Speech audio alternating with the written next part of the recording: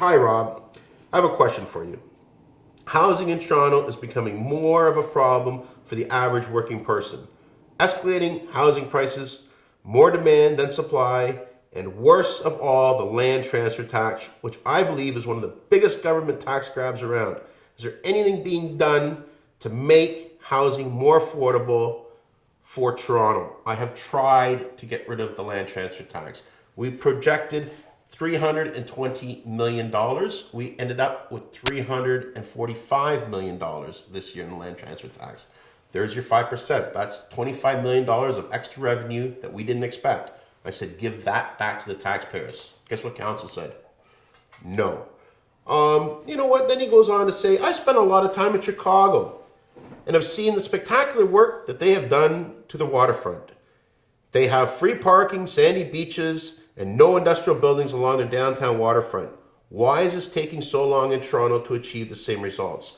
Doug, you built a business, Deco Labels and Tags, by yourself, I emphasize that. Went down to Chicago by himself and built it. And it wasn't with Daddy, it wasn't with anyone else. Doug went down to Chicago. Why don't you tell the people about Chicago? Well, you know, I always say Toronto is the greatest city in the world. The second greatest city, in my opinion, is Chicago. You go down there, you look at the waterfront. Folks, we have a great waterfront. The problem is we don't have anyone running the waterfront. We have the waterfront group, that's down there, I call them. They've wasted over $1 billion. Shame.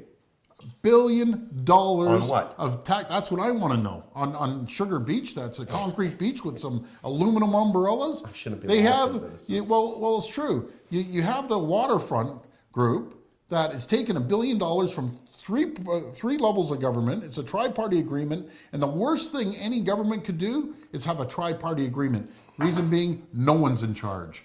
Right. Absolutely no one but them. So it's like the fox taking care of the hen house. They've blown $1 billion.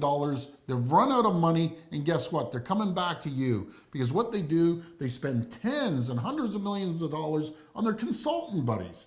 So when I came in with a proposal for the Portlands alone, that we have companies from around the world that fly in and take a look at the Portlands, and we still have the garbage site at the end of the pier, the most valuable property in Canada on the waterfront, and they want to leave it as a garbage site and you know, just leave it as a mess down there right now, the Portlands is, rather than developing, rather than putting billions of dollars of investment. Didn't they do that in Chicago? They created Absolutely they did, but there's a will down there. And that goes back to having a strong mayor system, which I've been pounding away for the last God knows how long.